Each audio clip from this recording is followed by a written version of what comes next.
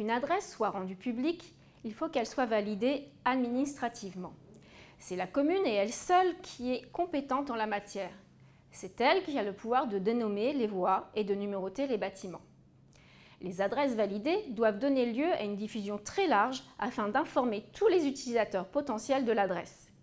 Sur la forme de la décision, il faut distinguer s'il s'agit d'une dénomination de voie ou bien d'une numérotation d'immeuble.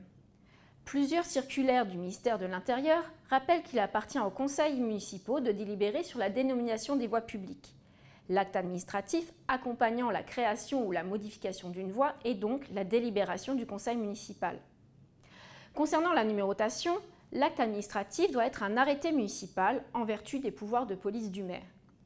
Ces formes administratives de la décision de dénomination et de numérotation doivent permettre une diffusion large de l'adresse. Ce n'est qu'à partir de la publication de ces décisions que les adresses recensées dans les bases de données pourront être diffusées. Concernant le contenu des dossiers à réaliser, nous retrouvons donc les deux cas suivants, le passage en conseil municipal et la prise d'arrêté. Intéressons-nous d'abord au dossier présenté en conseil municipal. Une délibération est l'aboutissement juridique d'une discussion qui a lieu en conseil municipal. À ce titre, les conseillers municipaux doivent disposer des informations qui ont conduit aux propositions de dénomination des voies. Dans le cadre d'un projet d'adressage, il est conseillé de produire un ou plusieurs plans permettant de visualiser les voies nommées, ainsi qu'un tableur listant celles-ci. Les élus aiment visualiser les lieux. La qualité des supports présentés ne devra pas être négligée. Il ne faudra pas hésiter à multiplier les plans afin de leur permettre de visualiser très clairement la localisation des voies concernées. On pourra ainsi fournir un plan d'ensemble à petite échelle pour montrer l'impact global des dominations sur la commune. Un argumentaire expliquant les propositions pour chaque voirie devra permettre aux élus de décider du nom final de la voie. Voyons maintenant le cas de la prise d'arrêté. Dans le cas de la numérotation, la procédure interne amenant à l'arrêté final peut varier d'une commune à une autre. Mais dans tous les cas, elle est l'aboutissement d'une concertation et d'échanges afin de mettre en place la numérotation la plus pertinente pour repérer facilement un bâtiment. Au même titre que la délibération pour les voies, l'arrêté pour la numérotation s'accompagne d'un plan facilitant le repérage de l'adresse sur le terrain. Mais le travail n'est pas fini. Une gestion numérique de l'adresse est aujourd'hui indispensable afin d'obtenir une géolocalisation dans les GPS, une meilleure visibilité dans le site web et un meilleur référencement dans les bases adresses des gestionnaires de réseau. Ainsi, les opérations de renommage et de numérotation doivent s'accompagner de la mise en place d'une base adresse locale.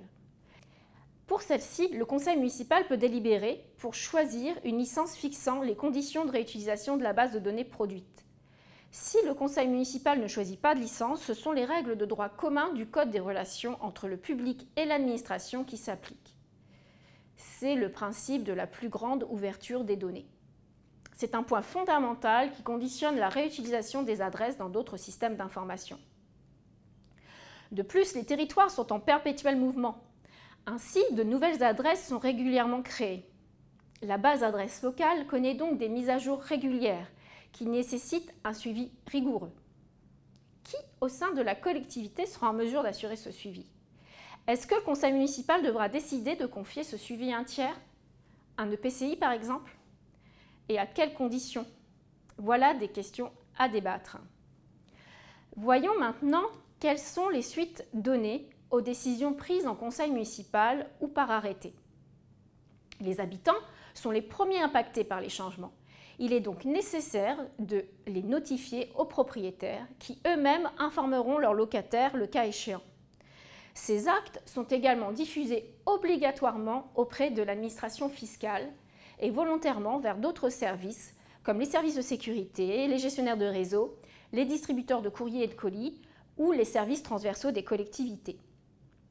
La base adresse locale permettra également par sa mise à disposition en open data et par son intégration régulière dans la base adresse nationale de diffuser plus largement ces informations. Par cette mise à disposition sur des plateformes, toute organisation intéressée peut venir chercher les données. Cela simplifie ainsi la diffusion de l'information actualisée et la rend accessible au plus grand nombre. Quelques détails encore. la mise en œuvre de la signalétique et des plaques de numérotation sont à la charge de la commune. Celle-ci devra fournir à ses administrés pour la première fois leur plaque de numéro de rue. Si le projet est très impactant, la commune peut décider de mettre en place quelques actions d'accompagnement. Par exemple, des séances dans l'espace public numérique pour modifier sa carte grise ou demander une nouvelle carte d'identité. Comme vous le constatez, le processus de définition de l'adresse est très formaté. Il doit permettre une diffusion la plus large possible de cette information stratégique, point d'entrée incontournable à toutes sortes de démarches.